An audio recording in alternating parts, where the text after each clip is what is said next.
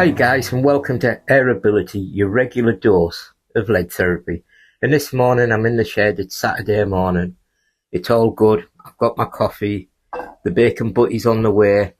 But I thought I'd talk to you about a subject I've been meaning to for a long time. And I enjoy these videos where I talk to people about what I actually do and how to do things, probably the most out of all the videos that I do.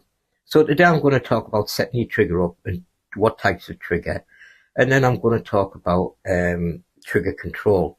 And it's going to be a short video, but hopefully you'll get something out of it. Now, I need to say, don't adjust your trigger unless you know what you're doing.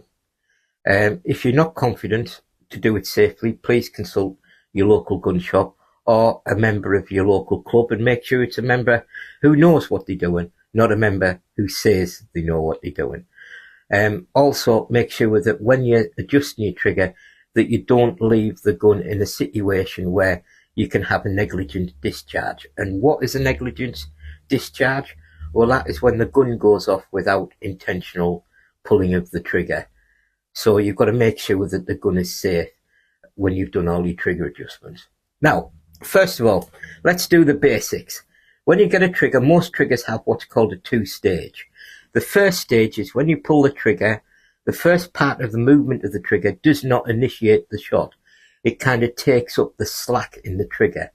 And this is there for safety reasons for people who are hunting or outdoors or holding the gun. It gives them a warning that the finger is on the trigger, and the next stage, the next time you press it a little harder, it'll go off. So it's a very valuable part of the trigger mechanism. It's like an enhanced safety thing. The thing is, though, with Benchrest shooters, it's not as important because our gun is on the bench, it's static, and it's very difficult to do a kind of a negligent discharge not knowing that your hand is on the trigger because the gun is on the bench. So most Benchrest shooters, with the first stage, that taking up of the slack of the trigger, reduce that down to a minimum, if not nothing. So my trigger on my hand shot possibly only has about 1 millimeter of first stage.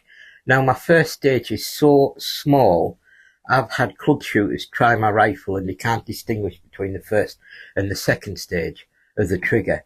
But for me, it's very easily identifiable because I do that every time I shoot and I know my gun inside out.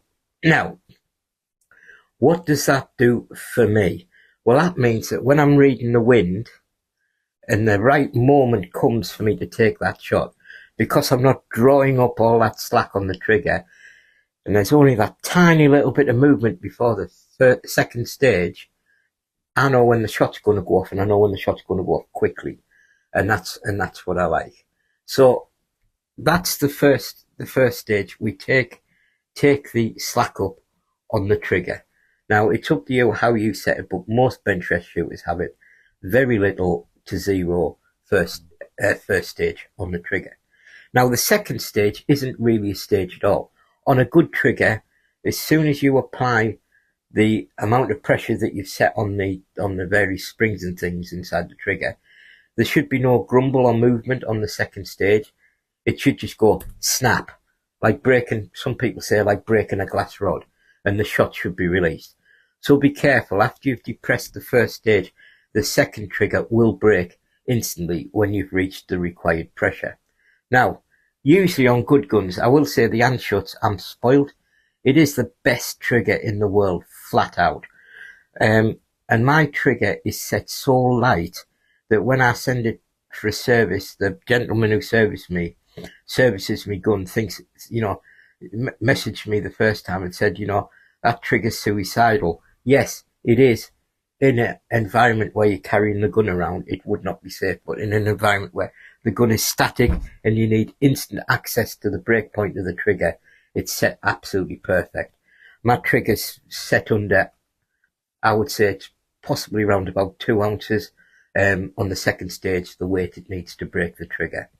Now, other things as well as trigger weight. So get somebody competent to adjust your trigger first of all. And I actually get to try a number of guns, and I can use thousands and thousands of pounds of equipment that people have and they haven't set the trigger up right. It's just as it come out the box, it kind of like the hunting setting.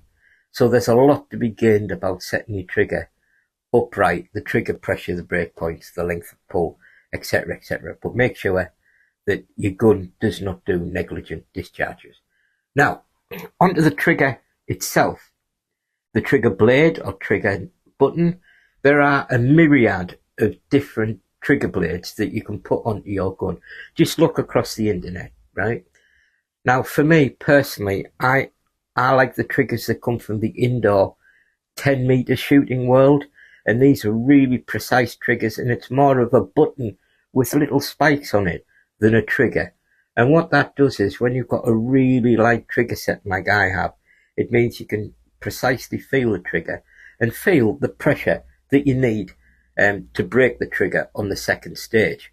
So I actually use these various triggers with the more trigger point or button on it. Air Arms do a version on the HFT 500, but the button is so blunt, I don't think it is of any advantage. So you need something really precise like this for Benchrest, in my opinion. If you don't get along with the blade, some people like the big broad blade. It's up to you. But I personally like something I can really feel, understand, and know when it's going to break, because that pressure is right in the middle of the pad on my finger. Now, why do we set our triggers so low? And yes, it does seem a bit strange to some shooters who are in different shooting disciplines. Now, the reason is if you've seen my video on how to hold your Benchrest gun, right? Really, the only contact you should be having is the back of your thumb and the trigger blade, right? Now, if you've got a really hard trigger, you tend to grip the gun and you're wobbling the gun as you pull the trigger. And also, if you have to use a lot of effort, there are muscles in your hands, and this is especially for pistol shooters. When they contract, they move the gun because they push against the gun. You're fighting the gun because your muscles are expanding and contracting. But if you have a really light trigger that you know is safe and you know the break point on the second stage, you can just put your thumb on the back of you float your hand around the pinch post or the grip very gently so there's no real contact. And then your other point of contact is in the middle of the pad of your finger on that trigger dot or on that trigger blade. And you pull back in a linear motion, straight back, in line with the top of the scope. That's what you've got to think. You've got to think your trigger finger's on a rail that follows the barrel and the scope back in a straight line. And you concentrate on pulling that trigger back. Now, the lighter the trigger is, the less influence you'll have on the gun. And that's the whole point of it. The easier it'll be able to pull, the less your hand has to grab the gun. It's all those things. And that's why most Benchrest shooters really do have a light trigger. What I would do is also, part of my practice routine is trigger pull and learning the break point. And once you do that, it becomes absolutely second nature. So when you're in a competition with my gun, I can see the wind patterns coming back round to where I want to shoot.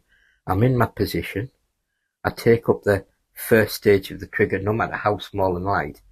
And the way my trigger's set, it feels more like I'm doing it with my mind than the finger when I actually add the extra pressure to initiate the shot. It just happens because I know the gun so well at the right time. The last thing you want to be doing is fishing around looking for the break point on the second stage of the trigger. You want to know exactly when it's going to break. And that is a combination of setting your trigger up well and concentrating and practicing your trigger pull. Yes, it is something you need to practice. It's one of the biggest things. You need to know when it's going to go off. So I hope this little chat about triggers has been insightful. If anybody's got any questions about this video or any of my other videos, I don't tend to answer them in the comments on YouTube. Get over to the Airability Facebook group, and there's a whole gang of qualified people there who can answer all your questions about air rifle Benchrest in the UK. Until then, guys, I'm trying a new gun out today, so I'm gonna be living my airgun dream. So until next time, take care and bye bye.